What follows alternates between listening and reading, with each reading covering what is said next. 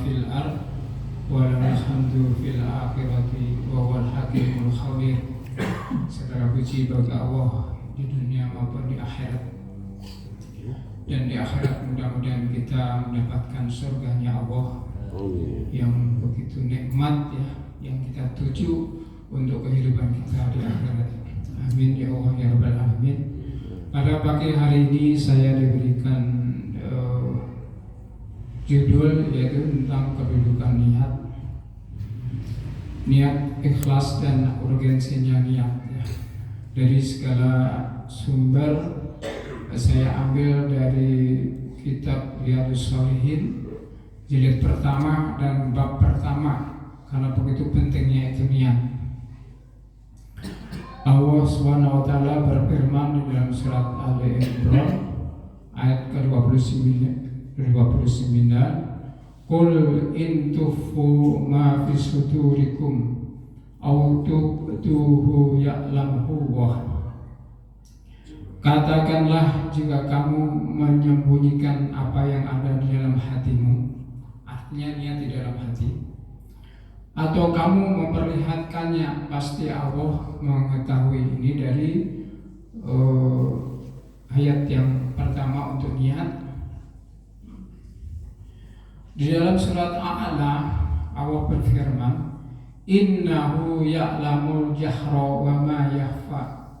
Inna itu harfu tafik, sesungguhnya. Ya'lamu, dia mengetahui. Al-jahra, yang terang. Wama, dan apa yakhfu, yang tersembunyi. Di dalam satu hadis yang muttafaq alaih, Rasulullah SAW bersabda, Innamal a'malu binniyat wa innamal likulli imri'in ma nawa. Segala perbuatan tergantung pada niatnya. Setiap orang akan mendapatkan pahala apa yang diniatkannya. Di dalam terusan hadis tersebut, barang siapa yang berhijrah ke Madinah untuk mencari ridho Allah dan Rasulnya, maka hijrahnya untuk Allah dan Rasulnya. Itu dari segala sesuatu, dari niatnya.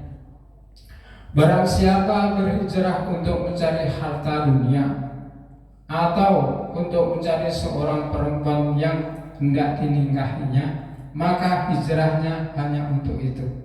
Jadi benar-benar niat kita tuh harus benar-benar tulus apa yang kita niatkan. Di hadis lain, di hadis riwayat Bukhari, ada suatu contoh yang sangat jelas dari Makna bin Yazid bin Al-Ahnas berkata, ayahku mengeluarkan beberapa dinar untuk disodakohkan. Ia meletakkannya di dekat orang laki-laki. Biasa kalau di Mesir kan banyak orang yang duduk-duduk di masjid itu. Kemudian ayahnya meletakkan suatu dinar di dekat orang-orang itu. Jadi kalau dulu sedekah itu kadang-kadang sahabat itu membuat kotak di depan rumah itu diisi uang, Bapak, diisi uang. Dan siapa yang butuh ngambil di situ. Tanpa siapa aja, pokoknya yang butuh ngambil gitu. Kemudian tapi orang dulu kesadarannya masih tinggi. Kalau sekarang kan diambil semua aja gitu ya. Kalau dulu enggak, mengambil seperlunya, Dan sekarang ini mungkin enggak ada ya. Di kota itu kan dikunci, digembok gitu ya kalau sekarang. Kalau dulu enggak, orang dulu sangat ikhlasnya gitu. Naruh uang di depan rumah, taruh di atas meja, di dalam kotak. Yang itu benar-benar dari butuh, mau beli beras nggak ada, itu ngambil gitu, beli beras. Itu biasa dulu sahabat itu. Dan kalau sekarang sampai ditarik-tarik gitu orang untuk diberikan sedekah, karena saking makmurnya sekarang. Saya lanjutkan. Aku mengambil dinar itu lalu aku bawa pulang dan aku tunjukkan kepada ayahku, itu anaknya yang Makna itu. Ada uang di sini, diambil aja sama dia. Kemudian ayahku berkata, Dan aku menunjukkan kepada ayah tahu, oh itu dinar yang saya taruh lah, itulah ayahnya tahu itu. Dan kemudian ayah berkata, demi Allah aku tidak bermaksud mensedekahkannya untuk kamu wahai anakku. Kemudian supaya kan takut ya, ragu-ragu. Kemudian lapor kepada Rasulullah SAW. Mana melaporkan itu kepada Rasulullah SAW. Beliau bersabda, kamu mendapatkan pada sesuai yang kamu niatkan wahai Yazid. Jadi tetap aja di pahala itu karena niat sedekah ya ayahnya itu. Dia mendapatkan pahala sesuai yang diniatkan. Nah ini penting, ini contoh suatu niat. Kemudian sedangkan kamu wahai makna, kamu mendapatkan yang kamu ambil. Jadi tidak berdosa itu si anaknya itu, walaupun itu yang sedekah ayahnya dia diambil bawa pulang, tetap tidak berdosa dia mendapatkan apa yang diambil itu, uang benar. Kemudian ada beberapa penjelasan dari para ulama sepakat bahwa niat adalah syarat mutlak agar suatu amal diterima, dibalas dan diganjar atau dipahala itu dari niat kita. Syarat sah suatu amal perbuatan baik yang wajib maupun yang sunnah, seperti syaratnya seorang berwudu untuk melaksanakan sholat. Jadi kalau nggak ada niat kita melakukan sholat, tidak ada wudu, melaksanakan sholat kan tidak sah. Nah seperti itulah keadaan niat itu.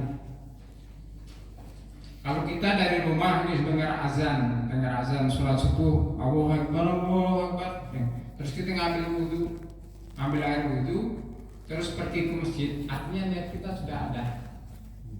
Niat kita sudah ada untuk melaksanakan sholat berjamaah, sholat subuh, walaupun sampai di sini nanti imam sudah sholat, udah takbir, kita nggak usah niat lagi, itu sudah ada niat di dalam hati kita, karena kita sudah berwudu, sudah berniat dari rumah tanpa diucapkan, walaupun niat itu ada di dalam hati. Niat dilakukan di hati, tidak harus diucapkan, walaupun diucapkan itu baik kedudukannya. Nah itu, jadi boleh sorry, boleh tidak. Jadi sekarang karena dasar-dasar ini udah jelas, jangan ditanyakan lagi, jangan ragu-ragu. Jadi kita mau sorry juga boleh di dalam hati, mau diucapkan juga boleh. Kemudian niat harus ikhlas karena Allah, karena ikhlas adalah roh dan nyawa dari perbuatan itu. Amal perbuatan itu kalau tidak ada ikhlas, tidak ada ruhnya, tidak berdampak untuk akhirat. Tapi di dunia ada dampaknya.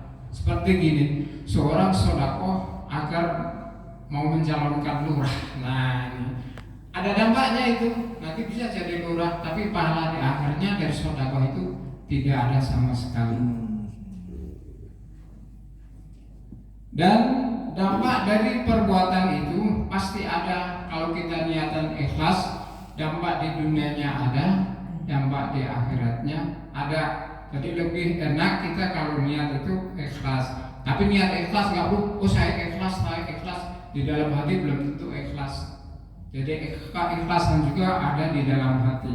Ada yang sumpah saya ikhlas, di dalam hatinya belum tentu ikhlas. Itu ya Allah yang mengetahui. Demikian yang saya sampaikan, mudah-mudahan pagi hari ini kita mendapatkan ridho Allah Subhanahu wa taala. Dan kita harus semangat dan ikhlas menjalankan perintah Ramadan ini agar kita nanti mendapatkan tempat di sisi Allah Subhanahu wa taala yang lebih baik untuk kehidupan akhirat. Amin amin ya Allah ya rabbal alamin. Mohon maaf atas kekurangan. Assalamualaikum warahmatullahi wabarakatuh. Alhamdulillahi rabbil alamin. Segala puji bagi Allah, Tuhan seluruh alam.